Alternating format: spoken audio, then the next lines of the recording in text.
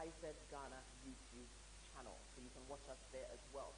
If you registered ahead of time, then you might be watching us on the Virtuali platform, and that is where the actual job fair and exhibition today will be taking place. So if you're watching on Facebook or YouTube and you are not registered on Virtuali, we'll be with you through the first part of the program for our keynote address and our panel discussion. But then as the day goes on and we have the exhibition, we'll drop off, and those on Virtuali will stay with us. So once again, this is the 2021 Ghana Job Fair. It's been fantastic so far, but we're going to continue by recapping what we've done over the first couple of days. Day one was very interesting. We were split into two streams. So we had those who were training for skills and employability, and those who were interested in entrepreneurship topics. And we had facilitation from entities including Africa Bag, and Yasmin Boama and her team saw to that, and from Skyland Consulting, and they helped us with our entrepreneurship topics. We discussed things like writing your CV and how to make your CV stand out. Remember, a lot of employers receive stacks of applications, so what makes you stand out from the rest? That was dealt with. We had a CV clinic to delve deeper into writing your CV and how you can overcome some of the obstacles that have prevented you from having a job so far. We also talked about entrepreneurship topics like building effective and dynamic sales and marketing plans for your business to gain traction, and basic financial management tools for everyday business. Now, all of this was done in person and online. On day two, we had interviewing skills. Now, this is big as well. So you've got your CV in order, but what happens when you actually go in to interview for a job? Well, that was dealt with very handily. We also talked about mock interviews, continuation of the CV clinic, and understanding the needs of your customers. If you're an entrepreneur and perhaps maybe you're confused about what exactly it is that your customers are looking for, this was the workshop for you. Digital tools to build market-ready enterprises. That's how we wrapped up the entrepreneurship discussions yesterday.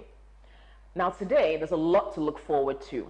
Our keynote address will happen when I finish with this presentation, and we'll have a panel discussion on the existing employment promotion measures and whether or not they are meeting the needs of the Ghanaian youth.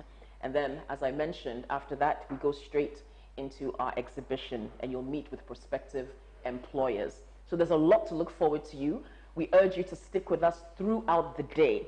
Now, all of this would not be possible without the support of some very important entities.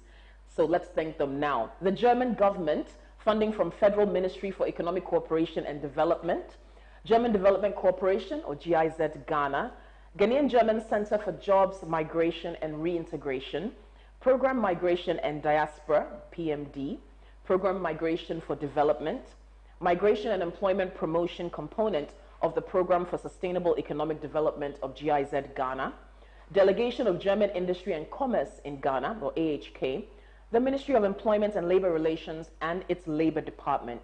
Thank you to all of these entities for making the Ghana Job Fair possible.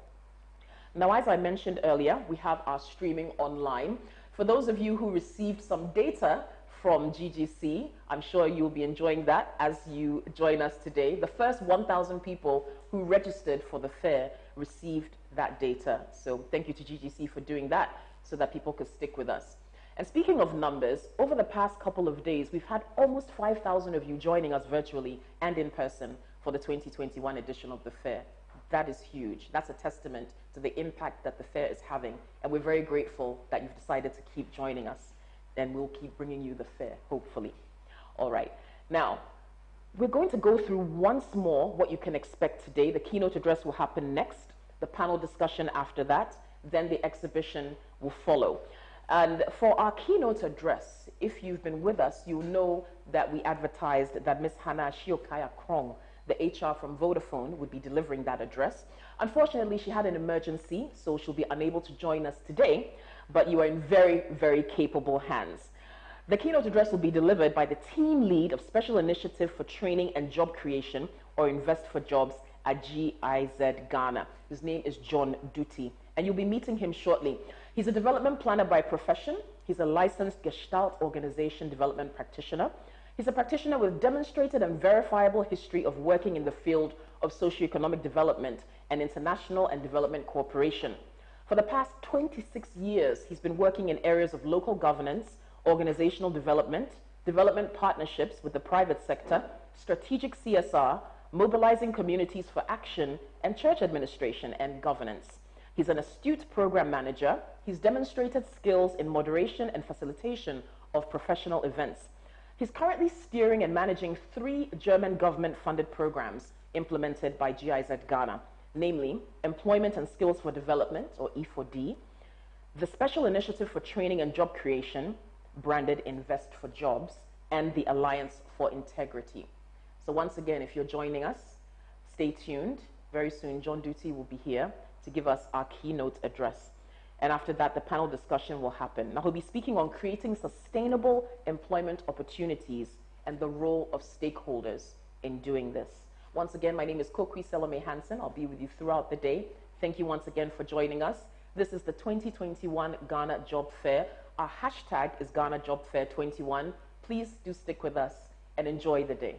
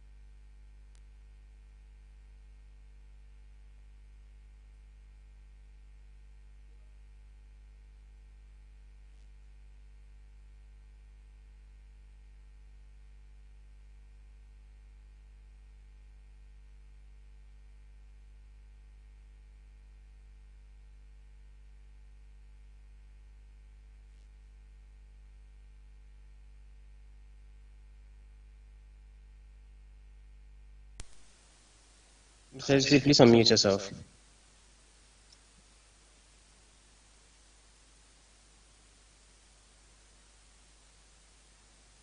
Can I start now? The Honorable Minister for Youth and Sports, Mr. Mustafa Yusuf, distinguished panel members, NIZ colleagues, participants on the virtual ARCA platform, and those joining on various social media channels established for this particular purpose.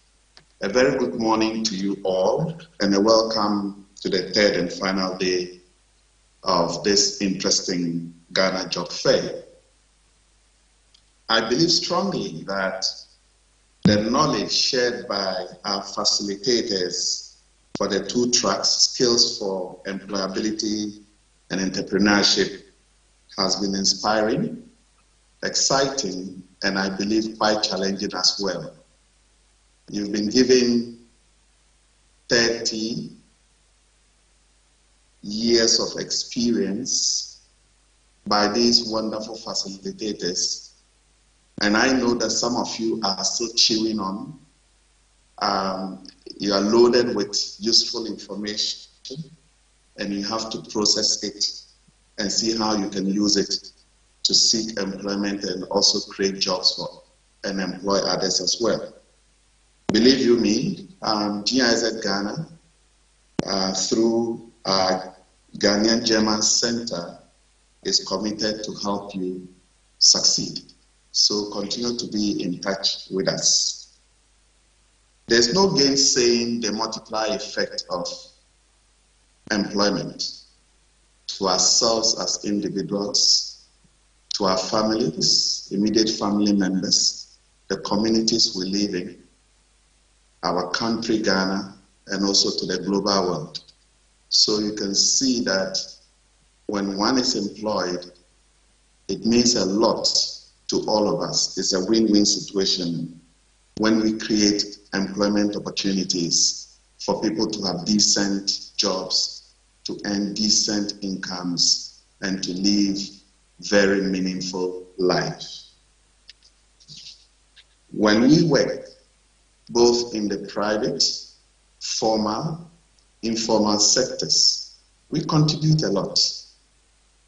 And I always say that the first beneficiaries of any opportunity are ourselves. We earn the income to take care of ourselves first. Then we look at the taxes we pay, the contribution to GDP, and its use for socioeconomic development for the country. So when we benefit from employment, it also goes a long way to benefit others in the society in which we live in.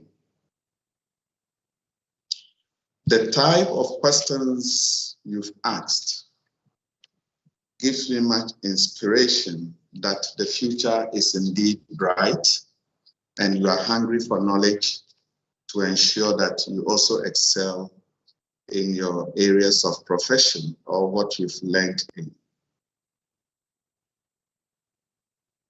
Now, having said this, the question I would like to ask is, what does employment mean to all of us and to our country?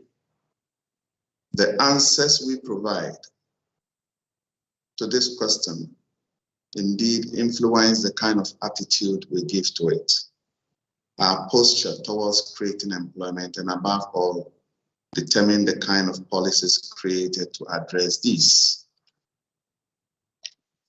We have different stakeholders involved in creating employment opportunities. We have the policy makers, the government. We have non-state and state implementers, so government makes the policies. Then we have the implementers. We have the state implementers and then the non-state implementers. We have the academia and training institutions as part of either the state or non-state actors. We have the private sector, which we are always told is the engine of growth of any economy. international development organizations like us, GIZ, and others, and yourself, your families, the community in which, the immediate community in which we live, are all stakeholders in this employment agenda. So as I already mentioned, we all win when we create sustainable opportunities for our youth or anyone who is seeking to work to have decent jobs. I don't want to go into discussing the benefits or the impacts that employment opportunities really offer for all of us. There's no gain mentioning it, but we can look at the opposite of people not having opportunities to work. And it is sad that we see very strong compatriots trying to reach other destinations where systems have been placed for sustainable jobs. And it's quite disheartening. So it behoves on all of us, these stakeholders that I have listed, to work in concert to ensure that the opportunities are created for others to be employed or for them to capitalize on these opportunities to establish themselves and therefore create opportunities for others to be employed. I will end here by saying that we need to move away from the type of trainings we give to our youth. We should look at expanding and funding technical vocational education, because that is the future. We cannot continue to provide so much theoretical training without backing it with skills. And I always say that once you have skills, nobody can take it from you. I know government is doing its part. Technical vocational training is quite expensive, and we should find the money somehow to fund it. Otherwise, we will have a lot of our youth coming out of our training institutions, still looking up for the so-called white-collar jobs that do not really exist. Not existing does not mean we don't have them at all, but comparing the opportunities available and the mass of students or graduates coming out from our training institutions, I'm not sure the white-collar jobs can absorb all of them. We need to train them to be able to fit into the private sector. They should respond to the needs of the community now. They should have entrepreneurial skills to identify areas within the various value chains to be able to pick it up and establish themselves. So I'll call on all of us participants to make use of this platform, interact with employers, learn from them, and ensure that the objective for which you sign up for this job fair is met. GIZ Ghana is committing to assisting you in your career and entrepreneurship journey. And I entreat and urge you to be in contact with my colleagues, and we will help you out. I thank you for your attention, and I wish you all the best. May God bless us all. Thank you.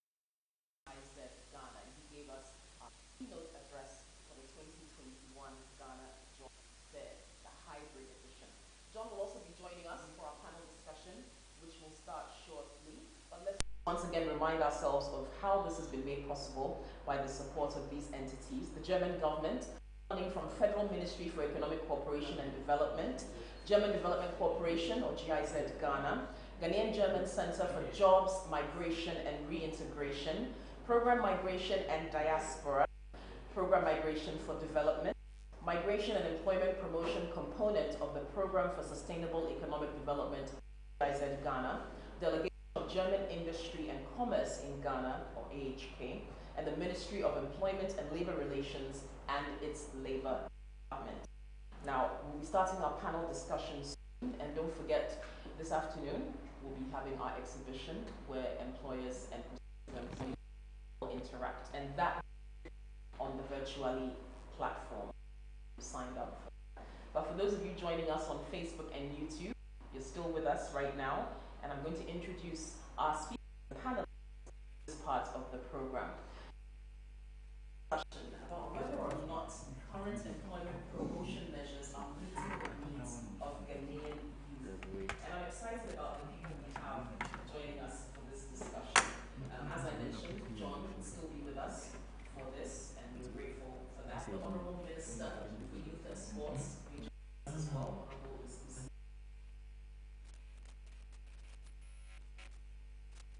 Where the Olympics are currently being held, so we're grateful to him for that. I'm not sure whether he's losing sleep or whether he's already for us, but it's great to have him on the panel. Good morning, Honourable.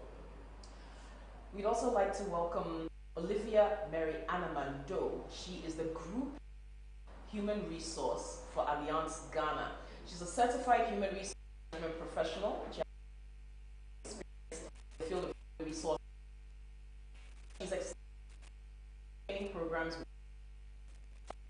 with Global Summit USA, Human Capital Institute USA, and other organizations. A very good morning to you, Olivia Amandu, and thank you for joining us. I'm also here with Joyce Obenua Dako, who is a partnerships manager at the agency we all know, a job center. Her work revolves around forging strategic relationships with companies, public and private, to facilitate employment opportunities for the youth at the job center. She's also responsible for the identification of key players and generating their interest in funding YEA's programs. Welcome, Joyce. Thank you, Kopi. Thanks for being here with us. Thank you for having me. Fantastic. Enoch Kujo is business development consultant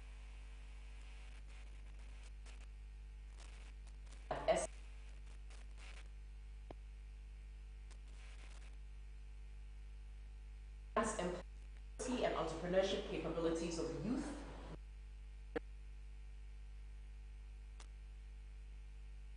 SMB's proven model, OYE, it's spelled OYE, but it's an acronym for youth employment approach.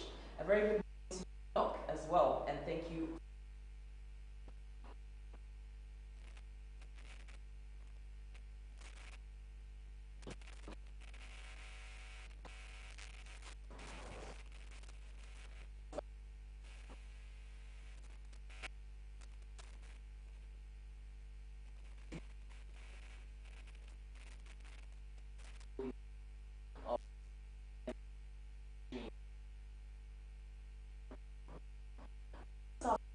Discussion right now, and I'm sure everybody is interested in hearing what analysts have to say on this topic. Are the existing employment promotion measures meeting the needs of Ghanaian youth? So I'd like to start.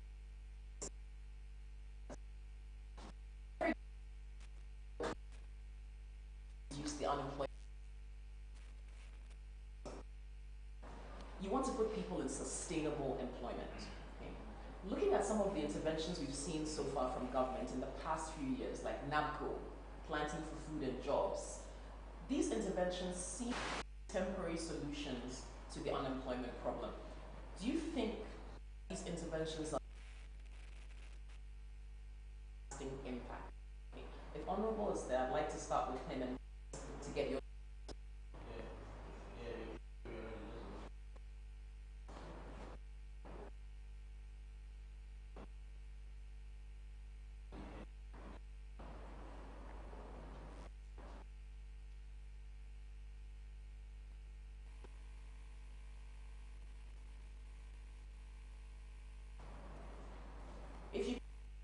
thumbs up, so I can see you there.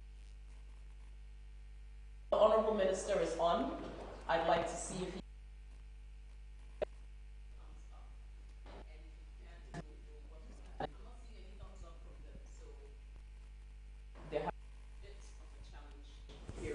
but not to worry, we'll still have our discussion. But Joyce, you're here with me and you can hear me. So I'll start with you on this question. So we're talking about sustainable employment, and as I mentioned, a lot of the measures we've seen so far, there's been a lot of feedback, a lot of discussion about it. They seem to be a bit temporary, but what do you say about that? Can they be sustainable, and how do we make them sustainable and lasting to curb the unemployment problem? Thank you, Kokui.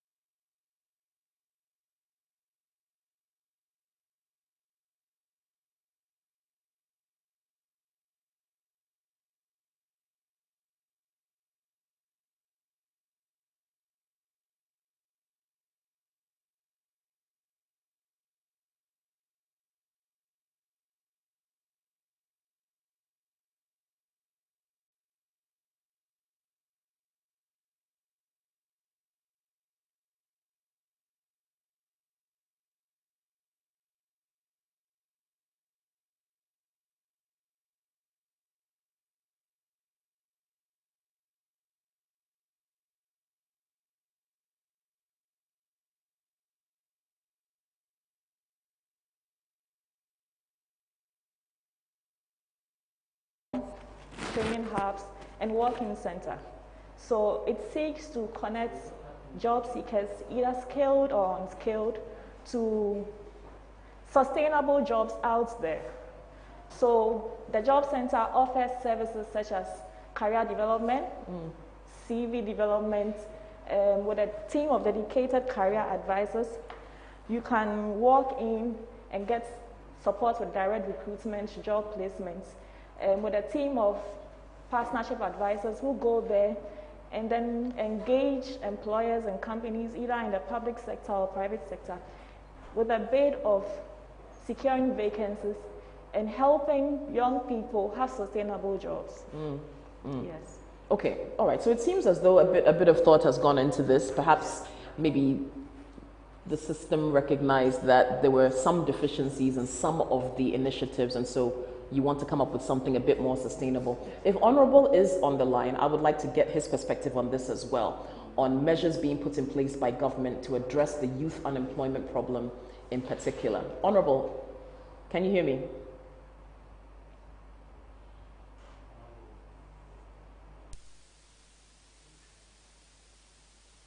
All right, we'll come back to him once we are sure that he's on and he can hear us all the way from Tokyo.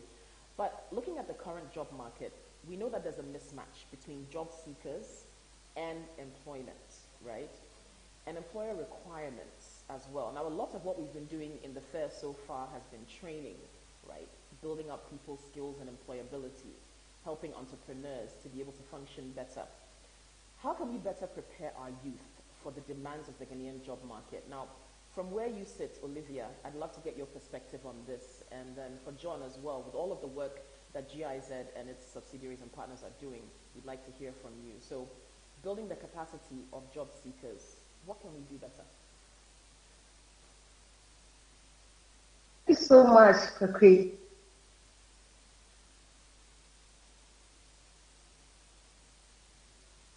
Hello, Olivia, you can go ahead.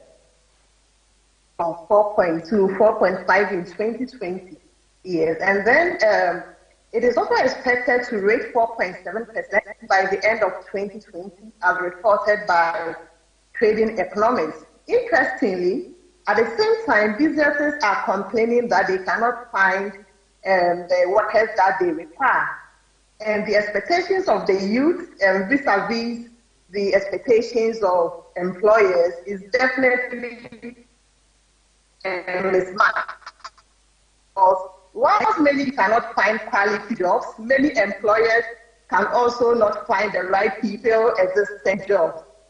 And most of the time, the youth feel that after a degree or master degree, they are ready for the job market. But the academic qualifications does not really prepare them for the world of work, partly though no fault of theirs. Additionally, they expect to get certain picks because they have master's degree and etc. This is also depends on the fact that they think once I'm done with school and I have a master's degree, employers must meet my expectations. Also is a total mismatch. On the other hand, employers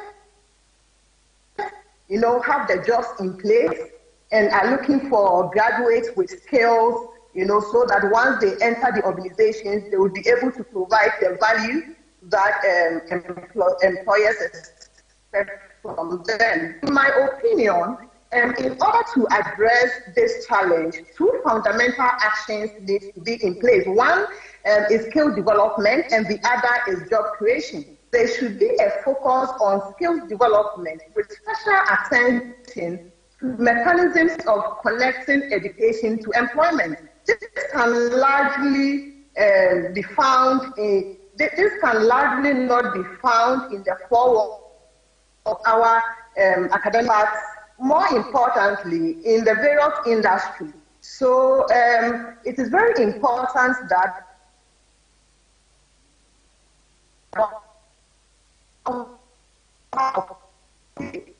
through internships, through mentoring, so that after they have acquired this knowledge from the educational institutions, they would also have practical hands-on experience to better enhance and add to the knowledge that they have acquired in the institutions that they attended. Now, Olivia, you've raised an interesting point because, it's almost become a bit fashionable for people to say they're going to pursue another degree or they're going back to school, they want to enhance their academic qualifications, as you said, with the hope that that would be enough to secure them a job. But from what you're saying, is it that people are not being strategic about their educational pursuits, or that, as you mentioned before, the jobs that are available are very different from the academic qualifications that people are bringing to the table?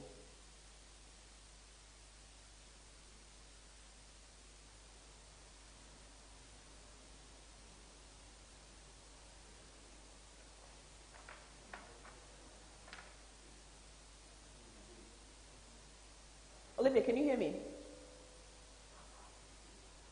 I can hear you now. Thank you. Okay, great. So my question was that, as you mentioned, that a lot of people are coming in with academic qualifications that don't necessarily meet the jobs that are available. Are you seeing that people should be more strategic about their educational pursuits?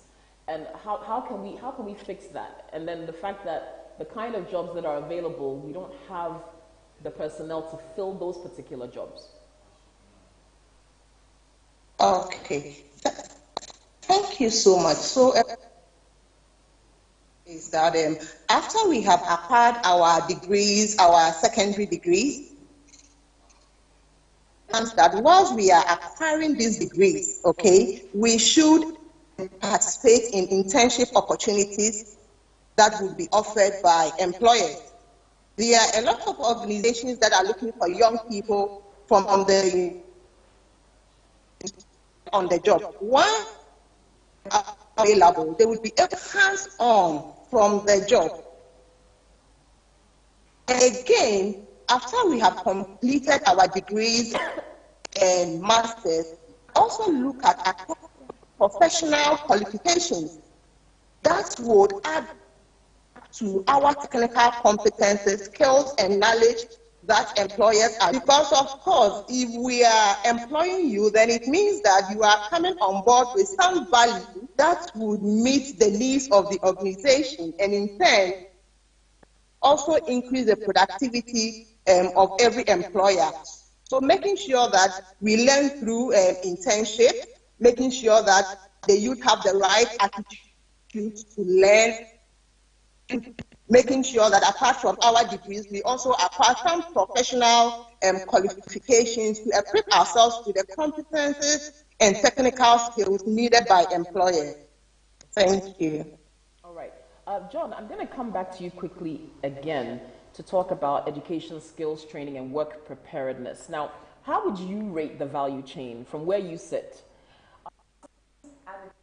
for a 21st century job seeker, John?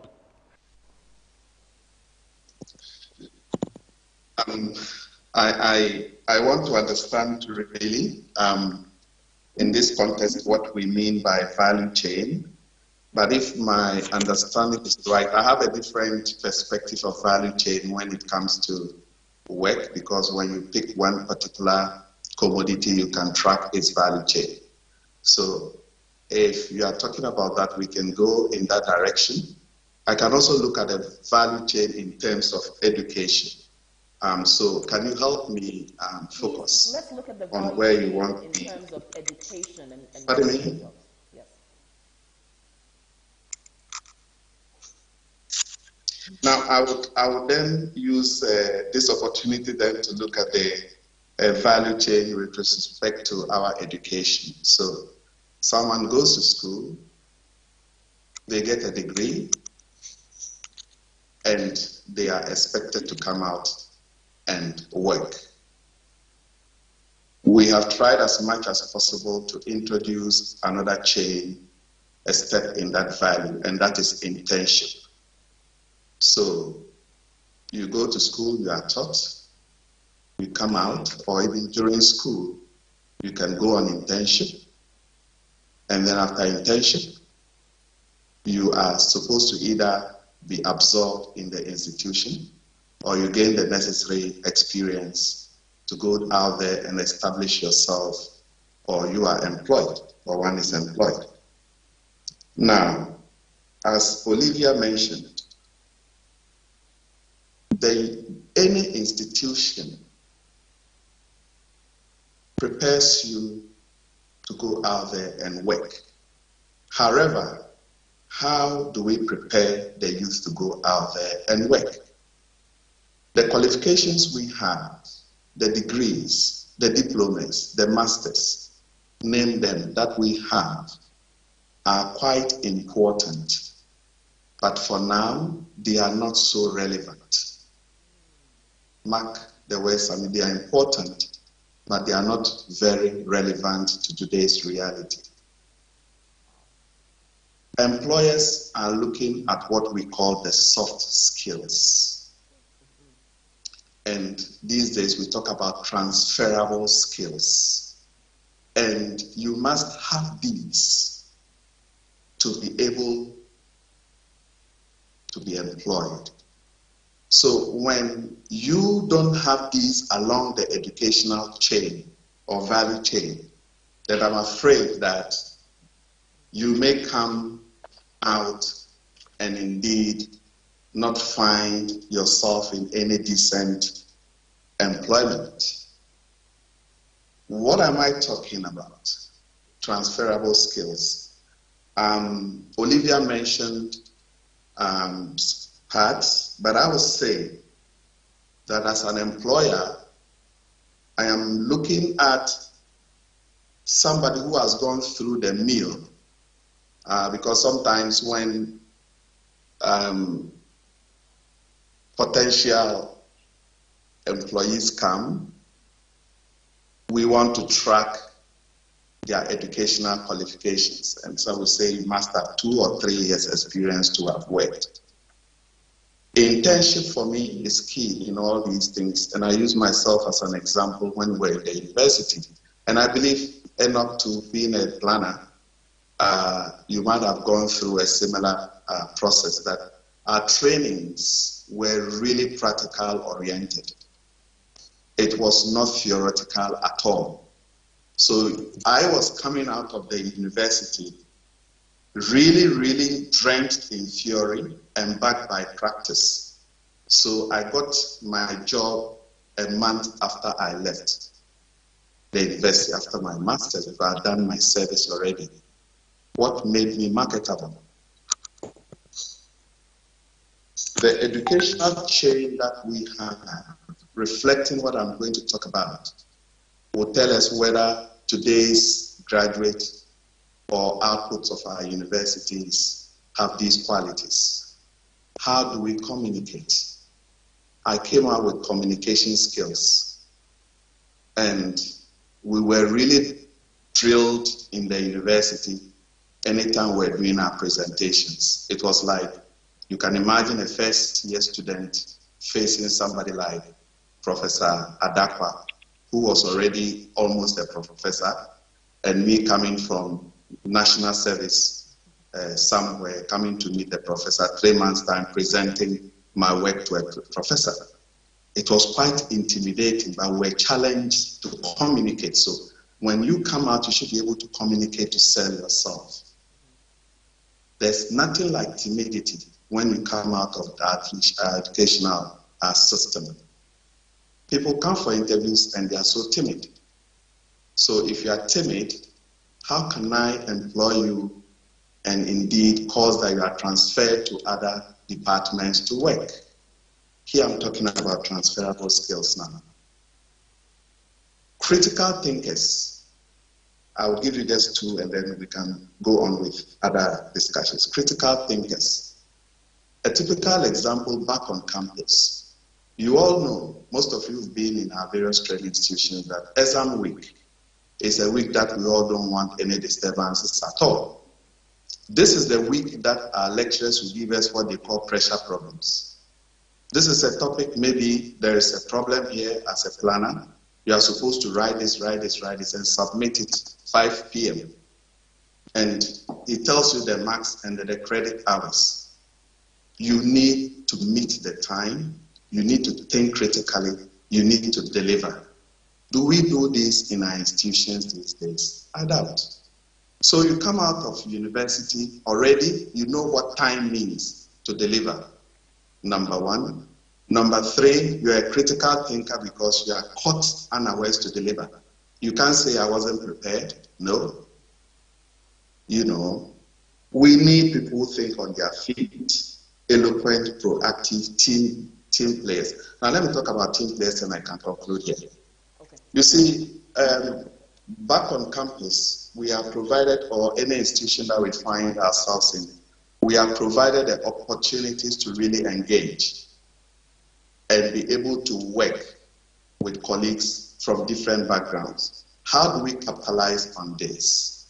Some of us get to the university and we think that all that we need is to study and get a first class. You can get a first class and come for an interview and we ask you few team building skills and you don't have it. I'll take a third class student who understand team building. So the university offers us the opportunity to do this. If we are not, if we anti-soak the word that we used, if you anti-soak and you're so much focused on your book, now there's another opportunity given you during national service to go out there and work and gather the experience. I must admit that some of our institutions are also not using our service personnel well. They tend to be messengers and what have you. How can we work on that? But national service is an opportunity for you, irrespective of where you are posted. They post people to my home village, they don't want to go. What do you go to learn from that village that can help you in your career? Because in the development field, we want people who already are hitting the ground running. So you can't come and tell me you don't know how to enter a community. You will not get a job. Now, you spoke about NACO or something. I did. They're also supposed to go there and gather the experience. It's a jump start. So people don't go there and expect that at the end I'm in NACO. It's a jump start for you to get some experience, get some little points and move on. So let me end here. Thank you so much. For others to have space. I want to bring in Enoch very quickly. If you can hear me, John, if you can hear me, I'm going to go to Enoch quickly. He's been sitting quietly waiting. And I know a lot of people are going to have questions about some. You've given us so many, should we say, sound bites. So tables over here that education is important, but it's not as transferable skills. That's poignant, very much so. All right. But Enoch, we're talking about preparedness for the job market and the 21st century youth and Ghanaian youth of today. We can't talk about this without talking about technology, right? We're in the digital age. Everything is about the Internet of Things. Everything is about digitization.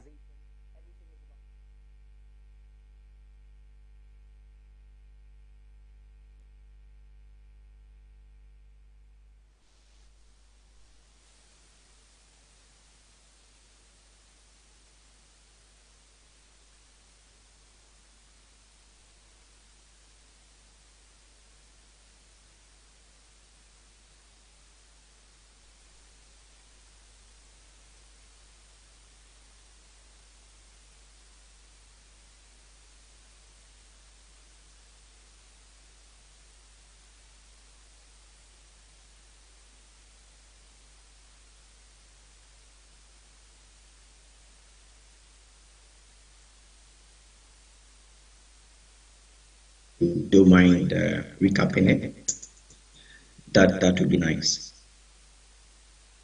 Can you hear me? I couldn't hear you. I didn't hear what you said. So if you can recap, then I would answer.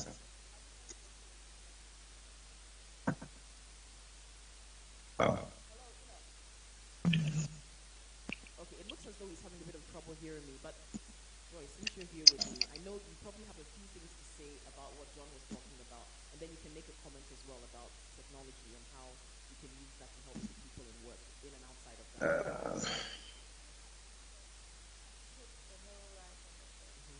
What we see as well, lack of preparedness from new entrants.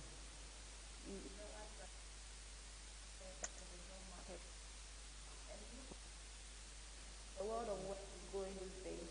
We encourage young people right at the start to get involved, to be proactive in internship opportunities. There are lots of career guidance sections on campuses. Yes. We encourage them to be involved, technology hubs.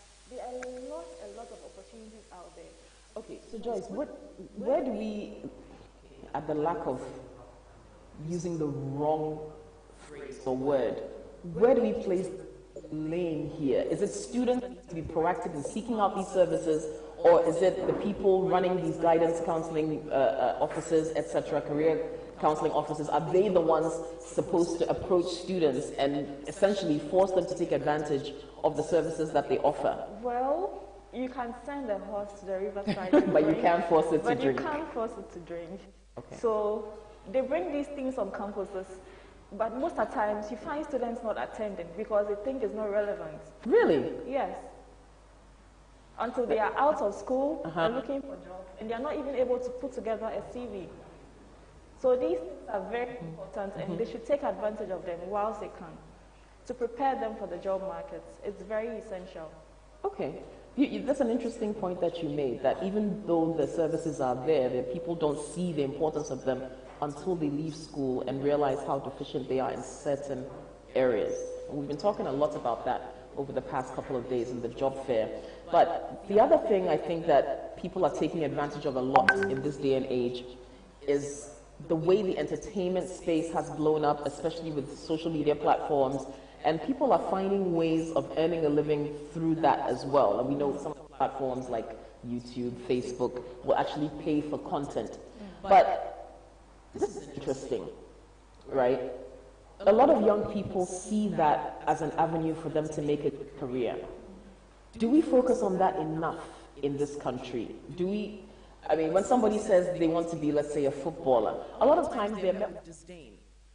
A lot of times, even from families, oh, that's not really a prestigious career to embark upon. Maybe mindsets are changing a bit now because the earning power of certain athletes obviously has evolved over the past couple of decades. But there's still a certain connotation that goes along with saying that you want to be in a particular type of employment. But we do see that there are many opportunities in entertainment and in sports, in talent-driven sectors that could also cater to the needs of our youth in particular. What plans do we have as a country to harness the opportunities in those spheres as well, and not necessarily just traditional employment or things of that nature? I think that the job creation business involves a lot of sectors, and the entertainment industry, the sports industry is one of them. I think there are a lot of jobs that can be created within just the sports sector. Quite a lot of jobs. Yeah. Looking at the ongoing Olympics, the various sectors, the various kinds of sports being played. But unfortunately for Ghana, we do focus on just some aspects of sports. And if we should broaden our scope, we would realize that we will have a lot more youth going there and contributing to the economy. The entertainment industry, is huge. Comparing Ghana to Nigeria, if we could open up a bit more, encourage people to go in there, we will also find that we'll be creating more jobs in there. The one thing, you mentioned Nigeria, one thing they've done, which is really great, is that they've backed that effort with policy. with government policy. I mean, for instance, in the Lagos state, they've done a lot. They have actually committed to making Lagos an entertainment hub, and they have the backing of the governor, they have the backing of the Lagos mayor, all of that. So you can see a concerted effort, especially from government, to make sure that they capitalize on the opportunity they've seen. Do we have something similar here? Well, I can't really speak to that, but if we don't have that, I think it's something we should emulate and work at. I like that. All right, Olivia, are you still with us? And can you hear me? And apologies, for those of you who are joining us virtually, I'm sure you can understand that with a virtual conference like this, there may be some technical issues, and unfortunately, we are facing a few of them, but we do appreciate you staying on, and we will continue our conversation.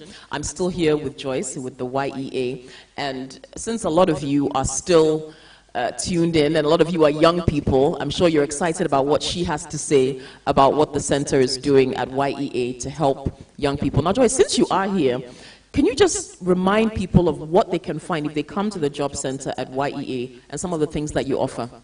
Okay, so the YEA Job Center, it's a center dedicated to supporting young people find sustainable jobs. It seeks to connect employers to job seekers at no cost. It comes along with an online portal, a training hub, and a walk-in center. So by walking into our center, you have a team of career advisors who will take you through CV development, career guidance section, and possibility of registering on our system. And if there are any job placements, they can assist you apply for those job placements.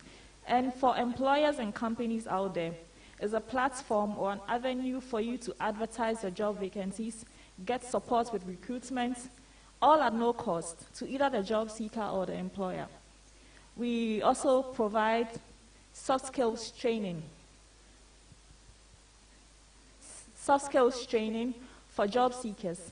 As we've been talking about job preparedness for the job market.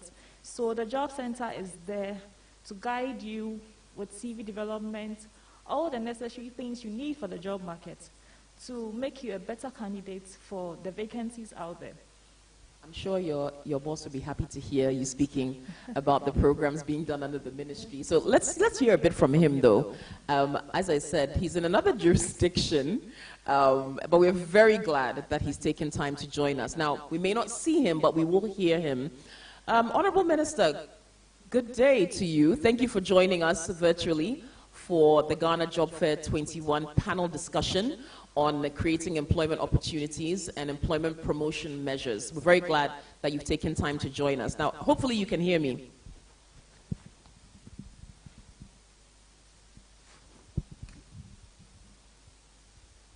It looks as though the sound is traveling a long way from Tokyo, but we'll get it sorted out, all right? I'm reliably informed that he is online with us, and we'll get it so that you can listen to him as well. But we're still here with our other panelists. Olivia is still here from Allianz Insurance. Joyce is still here from YEA. Enoch from SNV. John as well from GIZ. And we're talking about meeting the needs of Ghanaian youth. Now, Enoch, we haven't spoken to you yet. Can you hear me? Yes, I can hear you loud and clear. Fantastic. All right.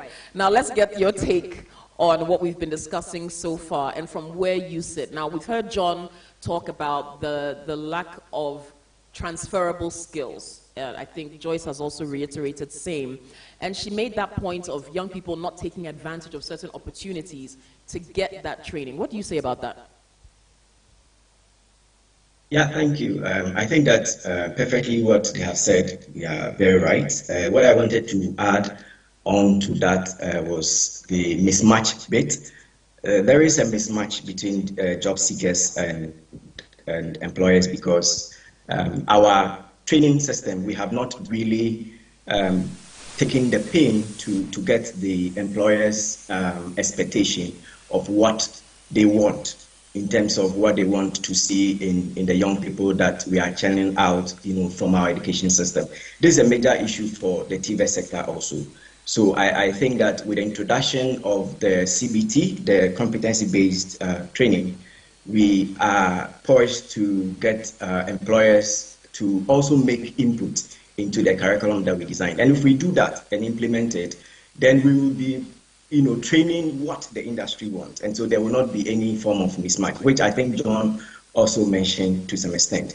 There is that bit also about the pre-employment support system, where I think Olivia also talked about apprenticeship, internship, yes. SMV has, over our 50 years operation globally, we have developed the OE program, which I think you mentioned, Opportunity for Youth Employment approach, which we have been using. It's a market-oriented approach, and internship is one of the major components of that. So we are very happy to share the models that we have designed so that as a country, since we don't have a policy like that, we could begin to have a policy that clearly gives that transition from school to the world of work. So that is one of the points I wanted to raise around the mismatch. The other bit also, I think John also mentioned about the life skills or the basic skills that our trainees or young people need. It is good, and I want to commend government for investment around this, but we need more to ensure that young people are able to acquire the basic needs, basic skills that they need to develop the cognitive abilities, like the creativity, the bit of presentation and all that John talked about, so that they can be, employable in any other sector, be it in the creative industry or sports or the green sector, which is an emerging but fast-growing sector, which a lot of innovations are needed for job creation as well. For me, I think also the issue, I think you were asking questions around the technology. One of the things that I'm getting also is the fact that we need to work around our infrastructure, because if the infrastructure is weak, then definitely we will not be able to be very effective with online and also remote programs. So I think that is one major thing that we need to look at by working also on our broadband connectivity and access. Last year, SNB, because of COVID, we tried a number of options. We had fully virtual and then also introduced mobile apps that one could self-study. And our experience was that, because of internet connectivity and our issues of broadband access, we had a lot of challenges. We also tried a bit of internship, remote internship, and similar issues that we got. So I think we need to invest in this infrastructure so we can be able to take advantage of the opportunities for young people. The other bit with investment, with infrastructure is also investment. And I think that government should be able to continue to create a conducive environment to attract private sector to invest in infrastructure that we're talking about. Otherwise, then it will be difficult because government cannot do that alone, which we are aware of that. The last bit on the ecosystem is the issue around incentives. We need to have very good, juicy incentive for private sector players. What are the tax holidays available? What are the corporate reduction taxes for companies that would want to sponsor sports activities? We need to have these things to encourage others to come in. And of course, if we are getting 2%, 3% reduction of the corporate tax or any other tax holidays, I'm sure a lot of private companies would come in and invest. And the multiplying effect, like John said, it's bigger. Let me give you a quick example. Last week, I was in Kumasi, somewhere in Kumasi, Ashanti region actually, and I came across a local TV series production, and with one of our local actors, and I was happy the number of people that set was employed, close to 150 people, and I'm not talking about the other value chain like the art, the makeup artists and all that. So you need these, but unfortunately, I think what I was disappointed at was the kind of tools and the stuff that they are using. I think we've talked about coming up with a studio in each region and all that. These are things that we need to get people interested in the sector, be it entertainment or sports or any other sector. Infrastructure, investment, getting private sector to show interest by getting them incentive, juicy incentive is what we need. Maybe I'll end by saying that with all this, the person that is central is the young person or whoever you want to get a job to. So you need to also get the interest of that person aligned with what you want to do. Otherwise, it will not sustain. And again, SMB has a wealth of experience in that. Over 28 years in Ghana and globally 50 years, we have developed the OE, which clearly provide the opportunity to identify the young person's interest, what the industry offers, and then you are able to marry that, and then there is no issue of mismatch, there is no issue of that is not what I need, there's no issue of, so the person is satisfied even when the pay is small, because that is my interest. So that is what I would want to add quickly to the discussion so far. Thank you. I'll ask you about pay in a second, but I did want you to comment on, there's something that John said a bit earlier. He was shaking some tables. He talked about internships, right? And, with internships, I did say, Joyce, when we were chatting, that we feel that maybe young people don't take advantage of certain opportunities. Now, for those who do, and for those who go for internships, a lot of them will tell you, they go, John mentioned it, you're sent here and there. Go and buy food for your boss. Go and take my shirts to the dry cleaners. Wash my, some of them can talk about sometimes outlandish requests that come from their superiors, which really have nothing to do with why they're supposed to be there or what they were hoping to get from the internship experience. So to speak on behalf of the young people who have been experiencing some of these things in internships, what do you say to employers who, when they get interns, really don't give that intern the skills, the practical experience that they're supposed to get from that internship experience, which would then help them in the next job opportunity that they can take advantage of? Yeah, thank you. I think John mentioned, or you have just said that. But the reason for that is that, like I mentioned also, in Ghana, we don't really have a clear policy on pre-employment support system like internship. We don't have it. So we need to have that. SNB, as part of the OE program, I'm picking from that experience. SNB, as part of the OE program, we have a whole model and a strategy for internship. And when we started, again, because of the issues that you have raised around, sending people and all that, one of the critical components of our process is for the firm or the host company to actually clearly come up with the type of job they want that person to be engaged in. So that clear outcome. So it has an end-to-end process. So we need to have that end-to-end process. So that is the first one, where the firm clearly outlines what they want in terms of a gap, because most of the times, the firms that we send our interns to, they always feel there's this perception that the intern does not have anything to offer, the person does not have anything to offer, but that is not true, because we have quite a good evidence of some of the kind of support that interns also give to companies. So just to give you a process of how we do it. So we have the company clearly spelling out what they expect in terms of a gap from their firm for the intern also to contribute, because they also have some role to play. Then the other bit also is to get them to clearly spell out their learning outcome. So without a learning outcome, you would go in there and then you don't really know what you are doing. So we ensure that the interns have clear learning outcomes signed jointly by the firm and then also the intern.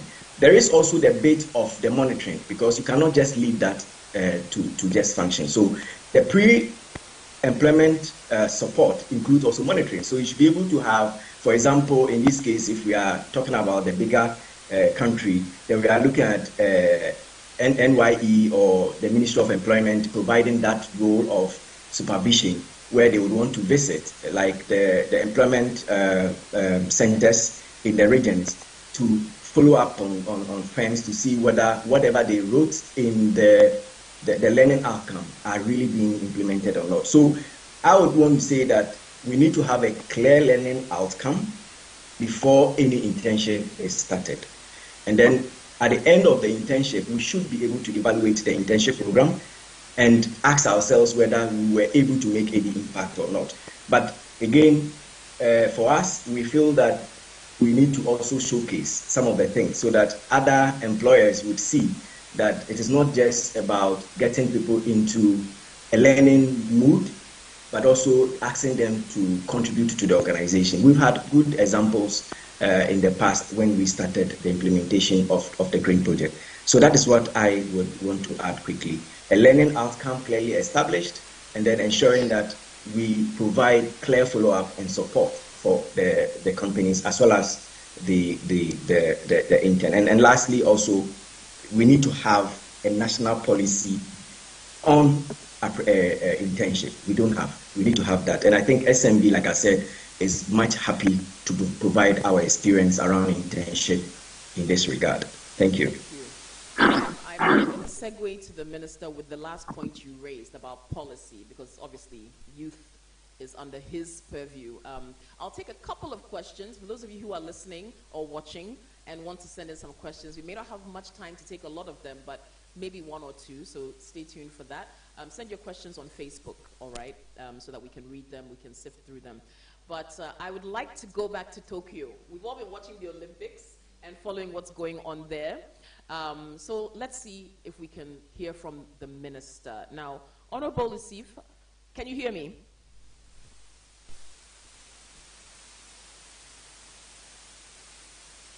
Can you hear me?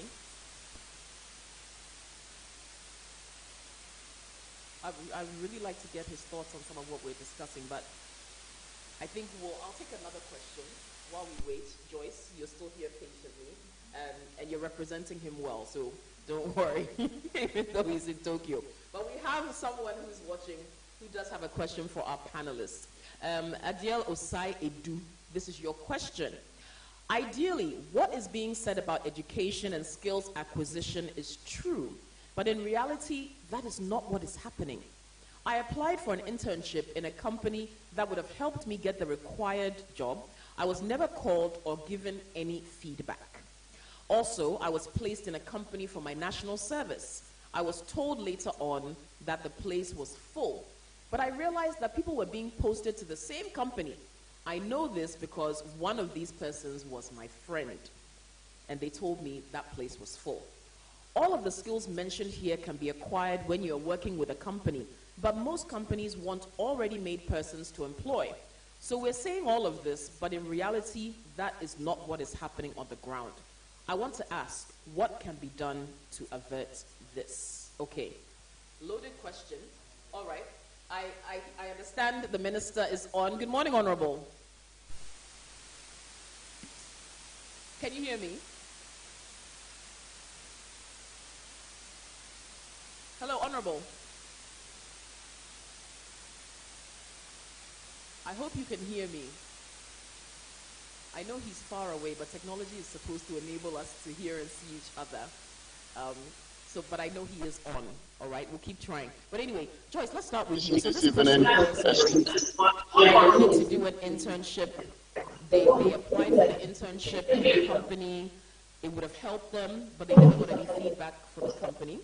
Another instance, they were placed with a particular company. Then they were told the company was full, but then they still saw other people going in there. So whether it's a who you know situation they found themselves in, they're not sure.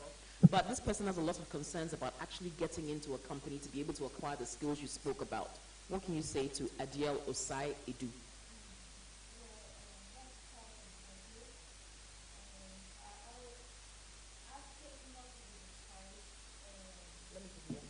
Hello?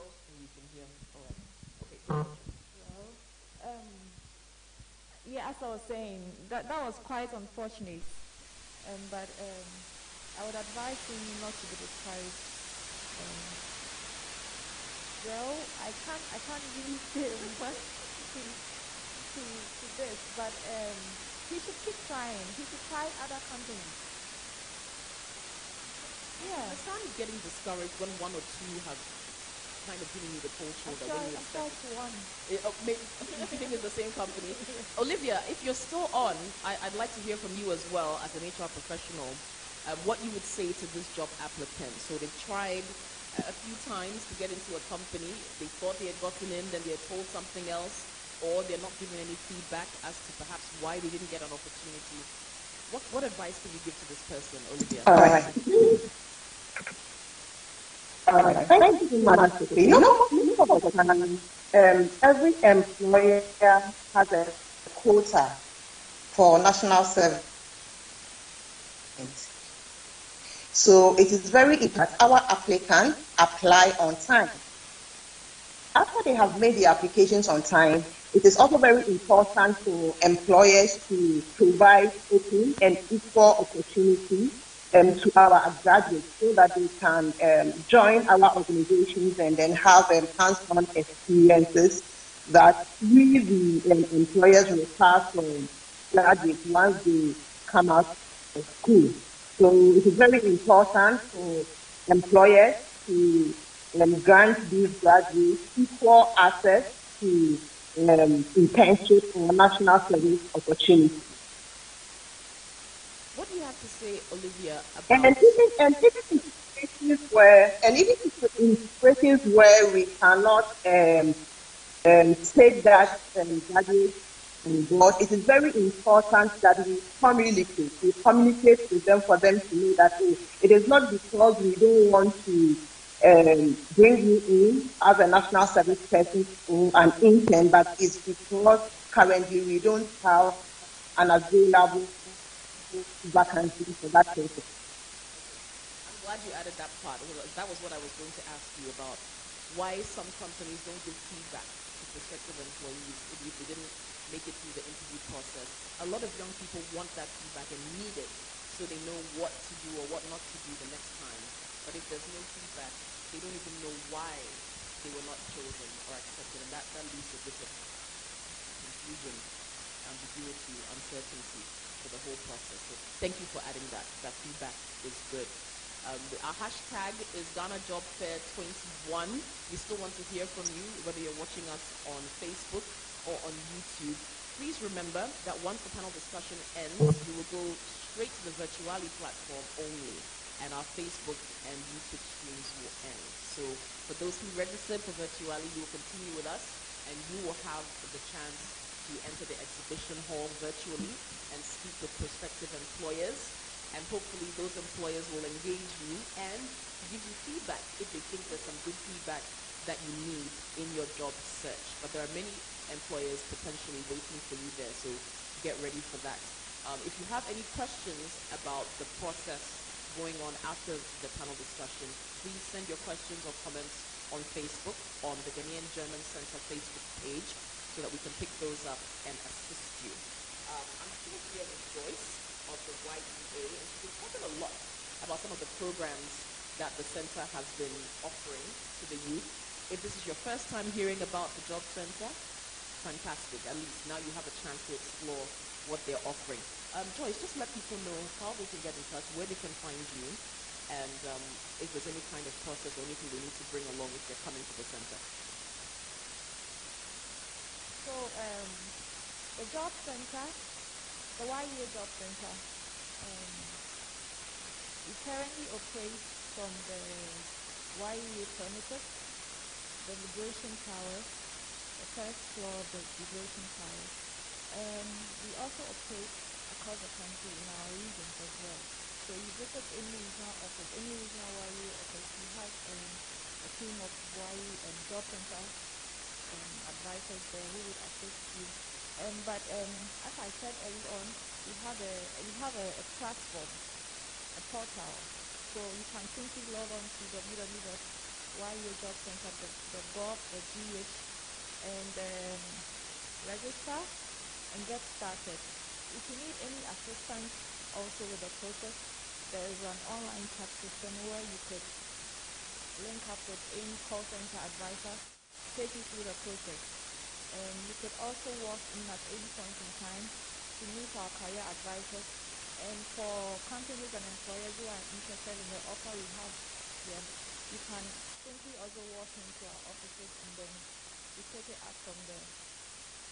Before we go, though, I have a question for all of our panelists, and this has to do with wages. wages. Now, our minimum wage is basically less than $3 a day, the equivalent, if you're to convert it. Well, the cost of living doesn't exactly match up with that, does it? Now, for a lot of young people who are trying to get their life started, who want a living wage, something that can take care of their basic needs and make them comfortable, many entry-level positions might not offer that kind of salary. What are your comments and thoughts on the wages being offered to young people, especially for entry-level positions? And we know it's not the same across board. There are some fields where it's not the case. But for a lot of people, minimum wage or maybe something just above that might be a realistic prospect. So let's get your comments on that. John, I'll start with you, then Enoch, Olivia, and Joyce.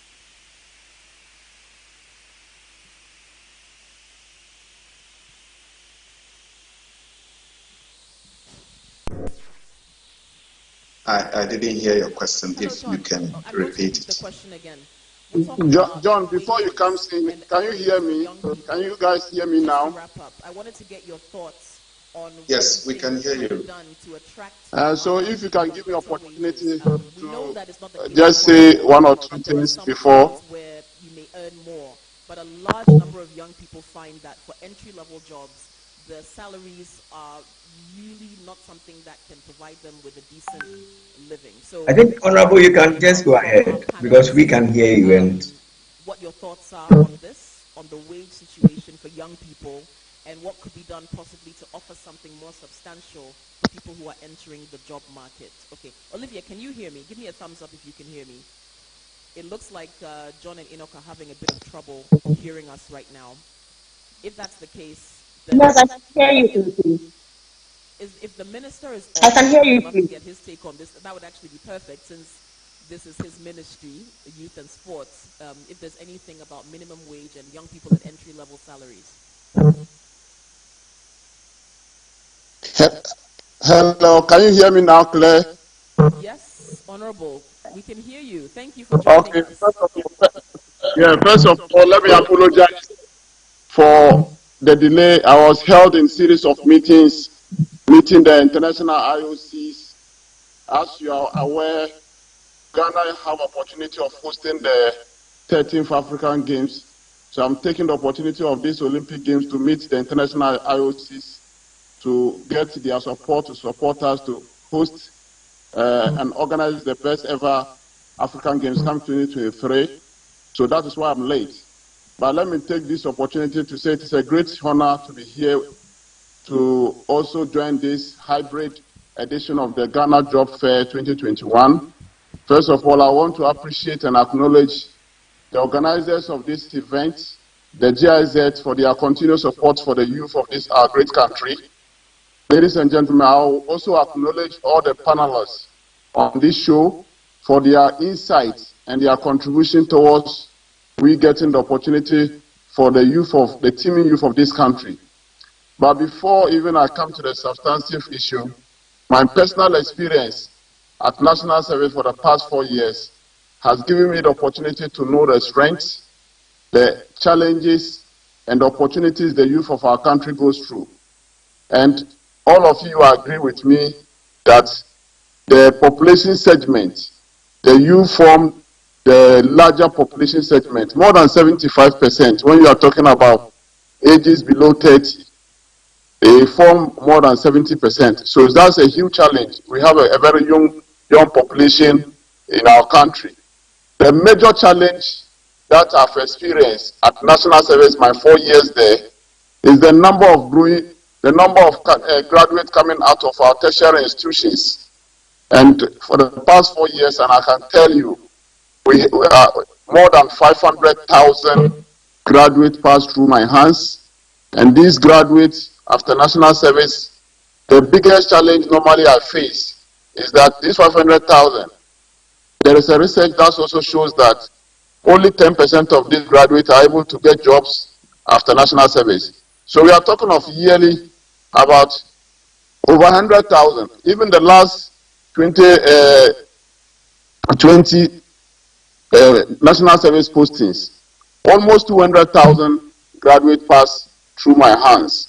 And it's a huge challenge and a concern to me because the economy, the rate of growth of our population vis-a-vis tertiary graduates and our economic growth is not equal. So the challenge, the question I keep asking myself is whether both the economy, the public sector or the private sector will be able to give jobs to the teeming youth that are coming out from our universities, not to talk of even those who don't have opportunity of going to universities. And the answer is no.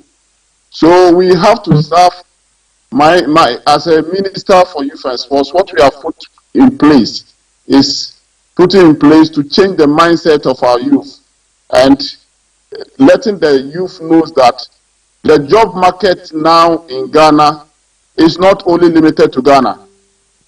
The job market is a global opportunity.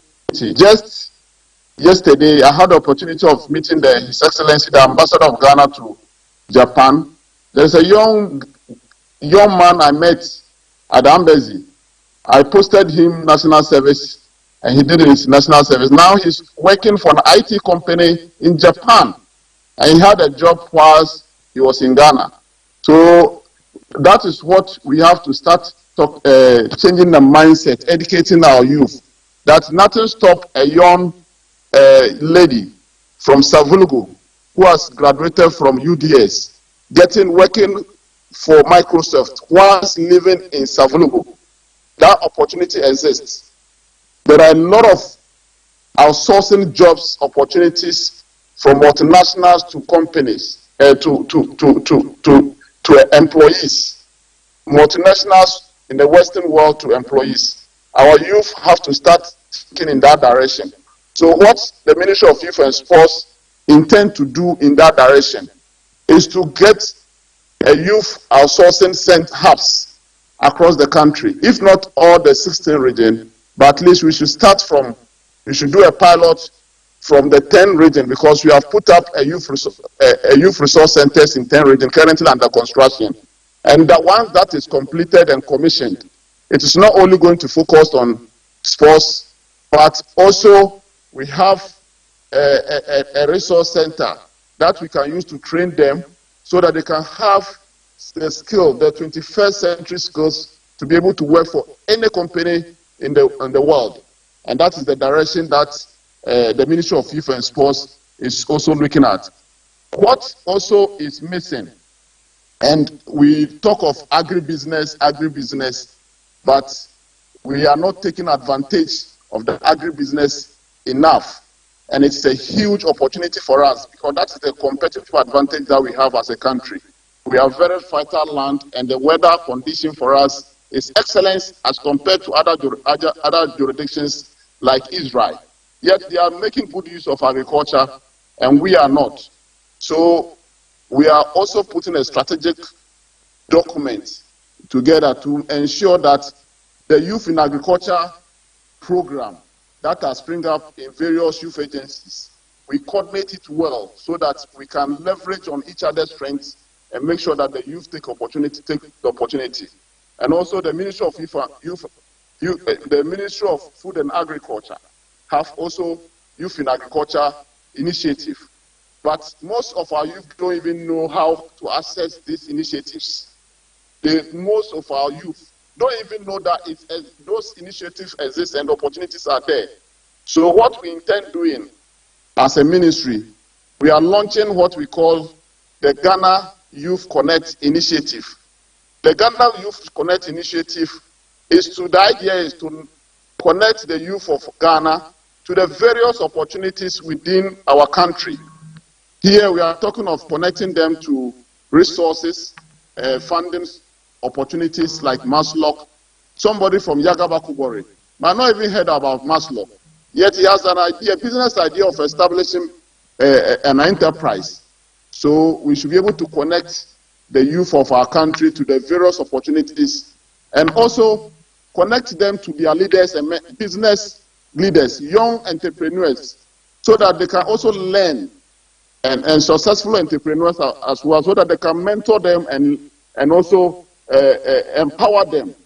And that is another area that the Youth Connect initiative intend to achieve Aside that, the Youth Connect initiative, what we want to also do is that it's going to be an annual affairs, where we are going to go to all the 16 regions and let Ghanaians know the various youth initiatives that are available, so that they can tap into those new youth initiatives and be able to carve out career for themselves. The sports sector, as you mentioned, I listened to you, one of the panelists. The sports sector is a very huge sector that we can position to contribute greatly in terms of job creation and in terms of health, our health, and in terms of even contributing to our GDP. In the Western jurisdictions, the Europe, the Americas, and even currently what is happening here in Tokyo, other businesses, enterprises, companies, factories are taking advantage of these Olympics, and they are making creating jobs and making huge impact in the growth of their economy. If not but for COVID, Tokyo economy would have been seen a significant improvement because of this Olympics. Even that, they've taken ICT to make it very successful, and that is the way forward. And we also have very brilliant, National Service has given me the opportunity to know that we have bright future. And I've said it time and again that the greatest resource we have as a country is the youth. It's not the various natural resources we have. It's the youth. So whatever opportunities that we can give the youth to be able to create the businesses and be able to employ their colleagues, the Ministry of Youth and Sports will collaborate with all the ministries, Ministry of Employment, Ministry of Lands and Natural Resources, Ministry of Local Government, all the ministries, so that the various youth initiatives there, we can all coordinate it very well. Because it's not like Ghana don't have opportunities, we don't have youth initiatives, we have them in numbers. You can talk of National Service. Government is spending over 700 million Ghana cedis every year on National Service. You can talk of National Youth Authority. There is 5% District Assembly Common Fund dedicated to National Youth Authority for youth initiative. You can talk of National Employment Agency, the Employment Agency, and I heard the job fair, the lady there representing them. And there is also component on the District Assembly Common Fund and other taxes allocated. We can talk of corporate. All right, Honorable, can you hear Council. me? Can you hear I me? can hear you. Fantastic. Now, you've given me a wonderful list of projects and programs that you're going to be implementing during your tenure as minister. I would love for us to be able to delve into a lot of that as time goes on. But just so that we don't run out of time before we're able to finish with you, there were a lot of things we discussed before you joined us. But I just want you to touch on a couple of them. For one, I think we heard Enoch speaking about the need for some kind of national policy on internships, because we mentioned the fact that a lot of young people go into companies as interns, and there's really not that kind of concrete guide on what they're supposed to do, and oftentimes they find themselves working as errand persons instead of actually learning skills at the job. So we want to get your thoughts on that. Perhaps some kind of policy that guides internships. And the other thing is on wages and salaries. We know we have a minimum wage in this country. We know that it is also not adequate. It's less than $3 a day if you were to give an equivalent. What are you looking at from your perspective as minister with regard to something being done about entry-level earnings and salaries for young people and internships, and how the government can kind of guide so that the internship experience for the youth is more meaningful, more impactful, and more beneficial to the job seeker? Yes, I heard Enoch right, and he hit the nail right. He said it exactly as it is. And the Ministry of Youth and Sports have put in a strategic team working on an internship policy that will be outdoor very soon. And once that is done, we will collaborate with his institution to get their input. We are going to get a stakeholders consultation. But what I also want to add is not just the internship, also voluntary. In countries like the Western world, apart from internship, they add voluntary. People finish school and they want to, because and experience is a requirement of getting jobs.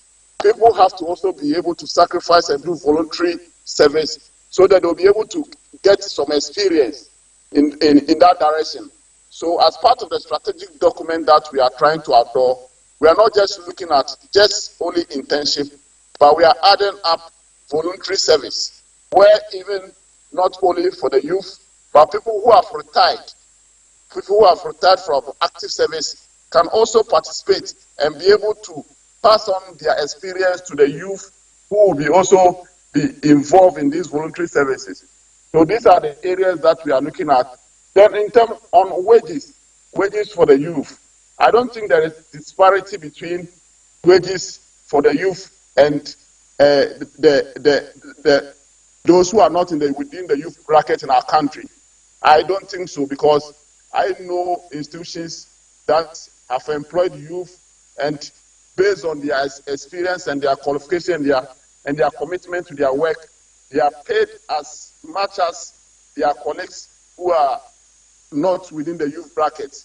So if there are issues to do with wages differences, then it hasn't come to my attention yet, because I have been in the public service for the past 4 years at national service and also in the CIF Parliament, and I've not seen that disparity gap, because when minimum wages are going to be announced, there is not that huge disparity between the youth, the youth and those within with those who are not within the youth bracket. So the opportunity, what we should be thinking about is getting them to have the soft skills and the required skills that employers require of them. And I believe that once you possess those skills, you possess the experience and expertise that employers require of you, the employer will pay you for the services that you are going to render.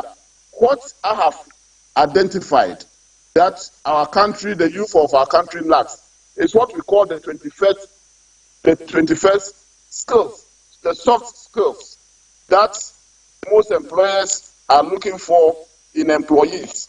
And it is time for us to be able to have these hubs training people in that direction so that they can compete anywhere, like I said, globally, anywhere, and have a deserving wages as everybody will have. That will be my take on it.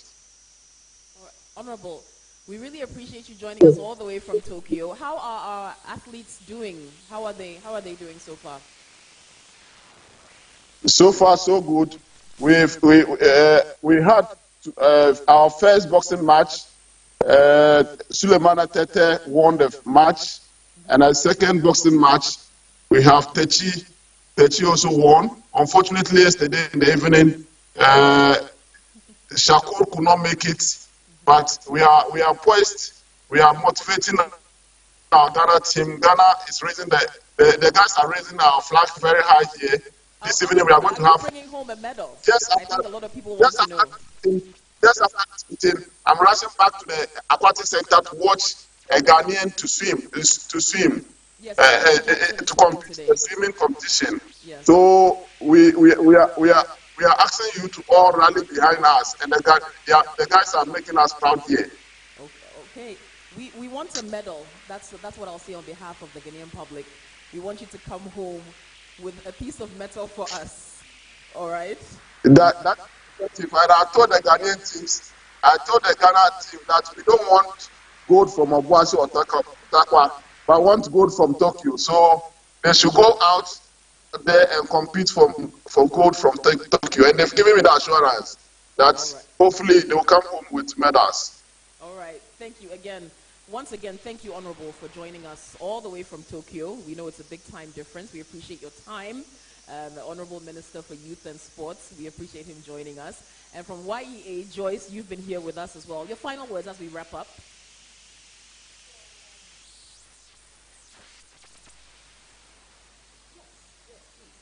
All right. No, you go ahead. You can use your microphone as well.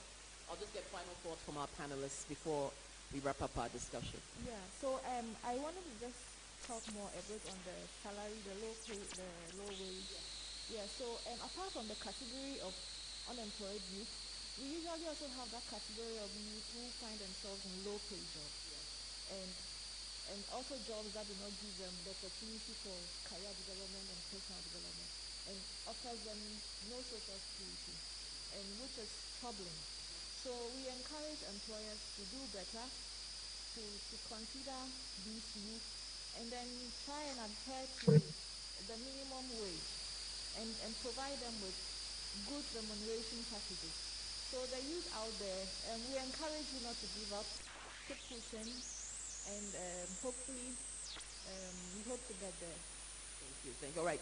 John, Enoch, and Olivia, I hope you're still with us. If we can just get your 20-second wrap-up on our discussion before we say goodbye to you. So, John. Yeah, thanks for the opportunity and thanks for colleagues. I think the discussion goes on. The youth, as I said, is the future. So we cannot just let this challenge push us down. So let's change the narrative. I wish that I had more time. We often hear the youth saying, I tried here and there are connections here and there. It's not always the case. Please don't sit home and say that my friend said this. Go in there and try, and your luck may shine. And for Minister, I thank you for bringing this topic up, because I've been wanting an opportunity for us to discuss this.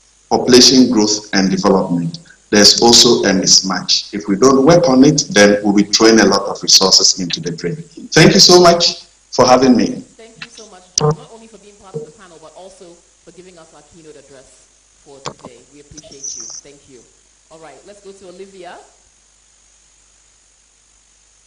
Hi, Pepe. Thanks so much for the opportunity. But in wrapping up, I would like to touch a little on the wage issue. You know, the wage conversation is a chicken and egg situation, because whereas the labor complains about the inadequacy of wages paid to them, employers, on the other hand, complain about the low productivity of our labor force. And this is a very difficult situation.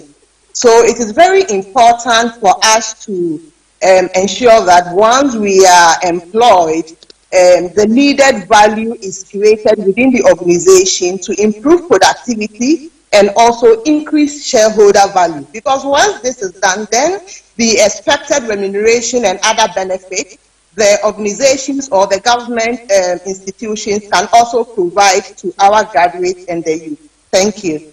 Thank you, Olivia. And Enoch, you're going to close us out with your final words. Okay, so before Enoch closes you up, I heard a comment on national service, and I want to bring some clarity on it. Okay, all right, very quickly, since you're still with us. Yeah. Yes, because I heard that somebody put a comment that they posted him or her to a company, and the company rejected her or him, but some people were rather posted there. What I want to make clear is that employers normally have their requirement. National service, we are not just posting people to companies. We can't impose service personnel on companies or on employers. They have their requirement. For example, if KPMG wants a national service personnel to solve a particular challenge or problems in KPMG, and that their requirement is to get a first-class ICT graduates from Ashesi University and make that request to national service. You can't post somebody with sociology background to KPMG. So you might be posted there, KPMG will reject you, yet if they get somebody with an ICT background, they will accept the person. So that is what people don't know. Employers have their own requirements, and that is why I said we have to ensure that we get all the necessary, and also the curriculum. I had opportunity of also engaging the former Minister of State in charge of tertiary education. The curriculum of the universities vis-a-vis industry is something that we have to also look at. The curriculum of the universities vis-a-vis the requirement of industries. We are not producing what the industry want. Because at national service, you get requests for, let's say, maybe 200 quantity surveyors, and you can't get them. You can't get the 200 quantity surveyors for the employers. You can get a request for 100 electrical engineers, and you can't get them. Yet you have other candidates who are also there, and employers don't want them. Those are the challenges. So we have to look at holistically our curriculum vis-a-vis industry players, their requirements. Thank you. Thank you once again, Honorable. And thank you for still staying with us for the conversation. We can tell that you're very committed to seeing things improve for the youth. So we'll touch base with you when you land back in Ghana. I would love to have a conversation with you. And I think John put it best, that the conversation continues and we won't end here. But Enoch, before we go, we will get your closing words for our panel discussion. To have an integrated approach to employment creation with a process where you have end-to-end bit. And then let's listen to the industry, just like Honorable has said. Let's also listen to the interest of the young people so that we can align their interest with what the industry is also requiring. And lastly, I would want to say that investment in human capital is no regret policy. So that is what I'll end with you. Thank you so much. Thank you so much to all of you, to Honorable, to John, to Olivia, to Enoch, to Joyce. We appreciate you joining us this morning for our panel discussion on employment promotion and whether or not it's meeting the needs of the Ghanaian youth. And we're so grateful that all of you took the time to take part in the discussion. And again, special thanks to the Honorable Minister for Youth and Sports for joining us all the way from Tokyo, where he's with Team Ghana as we try to bring home a medal from the 2020 Olympics. So this has been our panel discussion. Again, thank you to all of our panelists. Thanks to all of you who have been here with us. And thank you for sending your questions. Unfortunately, we didn't have time to take too many of them, but we're glad that you are still engaging with us. Now, we'll be having a surprise announcement from the head of the Job Centre here. So the Ghanaian German Centre for Jobs, Migration and Reintegration is headed by Benjamin Weston. He has some information he'd like to share with you, so we'll deal with that shortly. But just a reminder that we will be on the virtuality platform once we switch to the exhibition, which we're going to be doing after Benjamin addresses you. So remember, if you're watching us on Facebook or on YouTube, you will no longer see us once I finish chatting with Benjamin and once he finishes telling you what he has to tell you. So if you registered on Virtually, then stick with us. You can talk to many employers in the exhibition hall.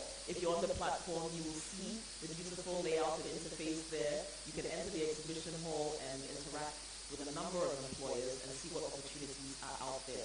They're anxiously and eagerly awaiting your entry so they can meet you virtually and have some great discussions. All right. But now, let's talk to Benjamin. Again, Benjamin Weston is head of the Ghanaian German Centre for Jobs, Migration and Reintegration.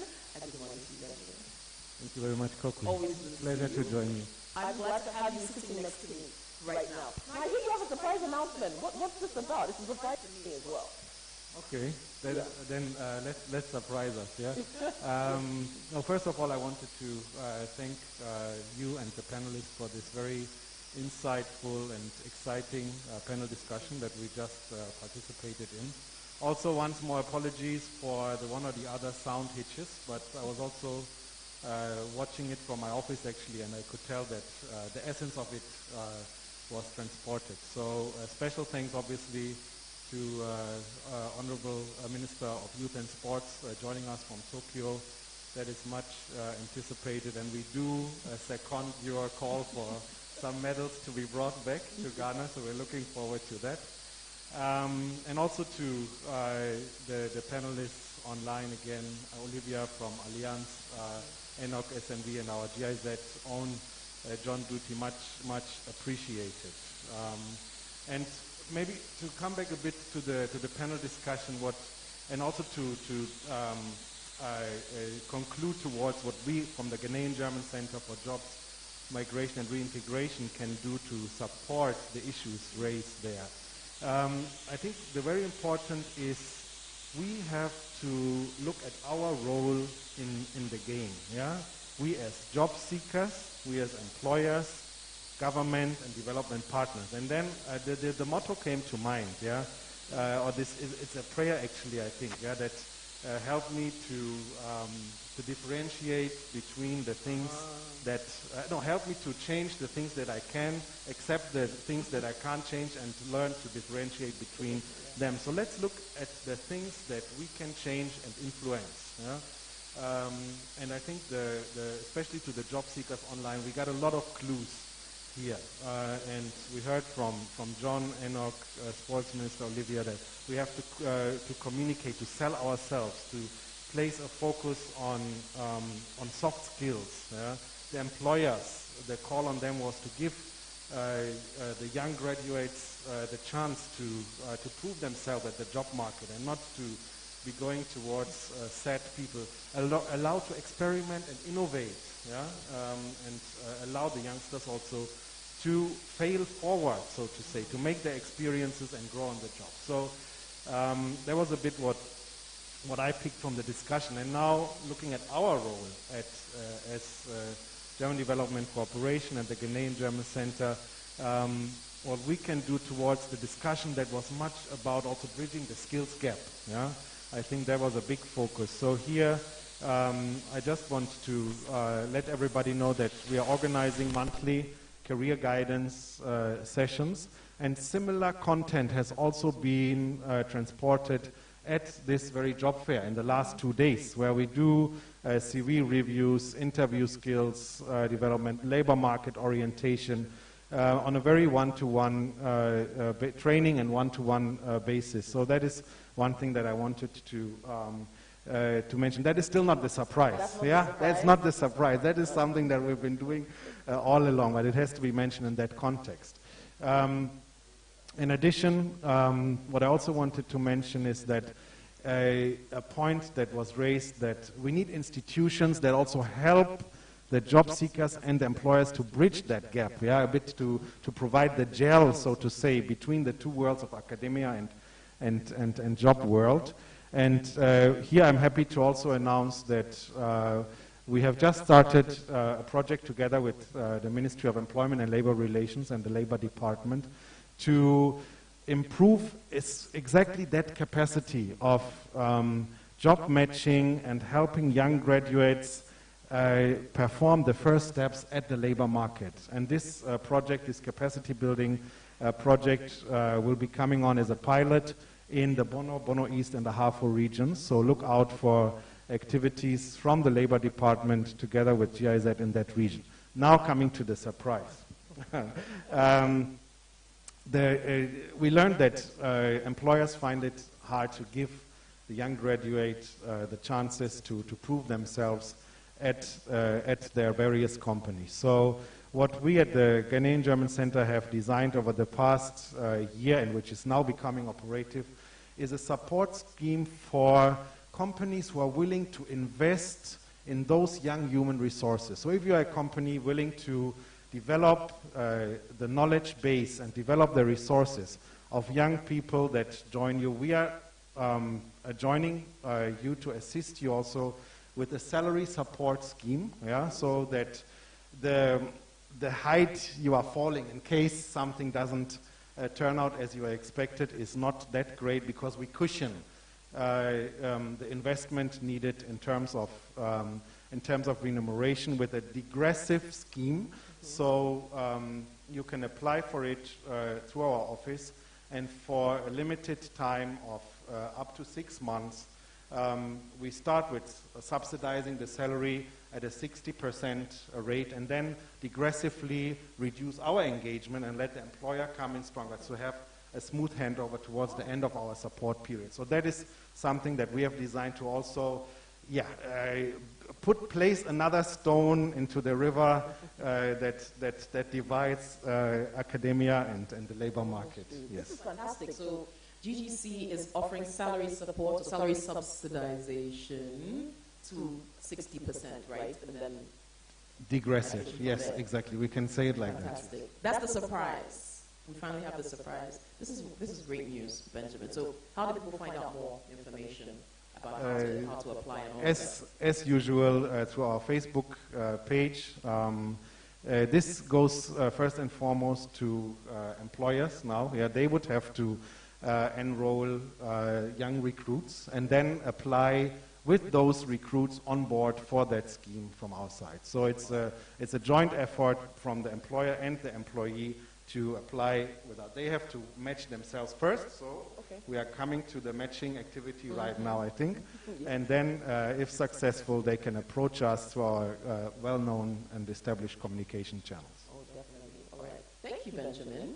Fantastic. We're not done with the day. We're just done with this part of the program.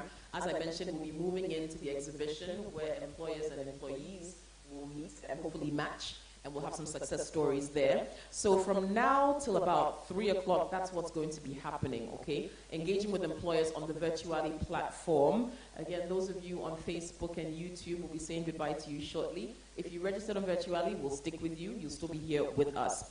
Okay, so we'll come back at 3 o'clock, but before we go and I hand over officially and fully to Virtuali, I'm going to acknowledge again all of the entities that have made the Ghana Job Fair 21 possible. And there are a lot of individuals as well, but we'll acknowledge all of them at the end of the day, so stay tuned to meet them. And don't forget to keep sending your comments as well. Even if you're on Virtuali or even if you're logging off now from YouTube and Facebook, you can still send messages to the Ghanaian German Centre Facebook page and we'll pick those up. Okay.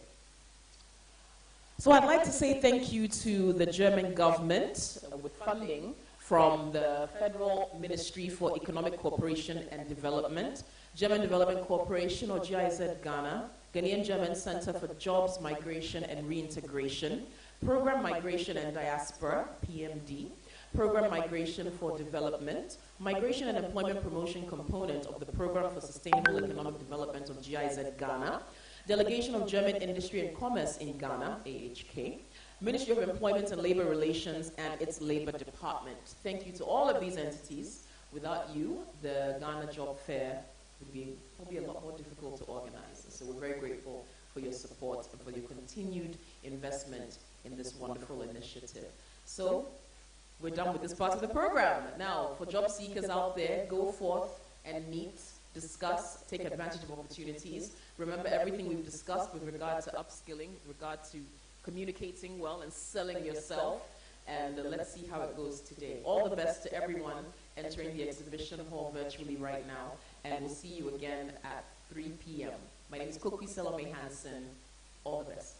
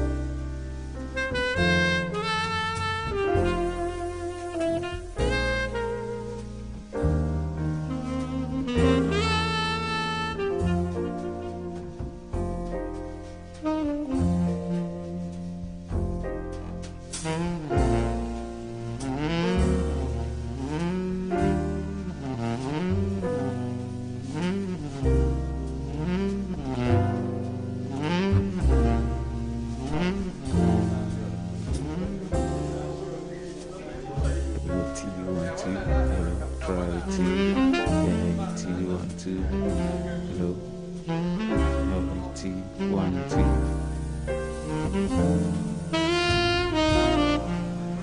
T 1 2.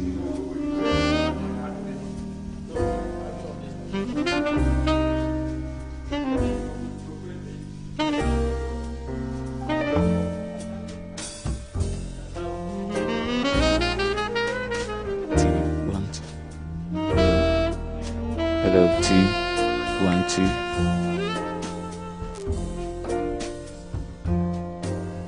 T.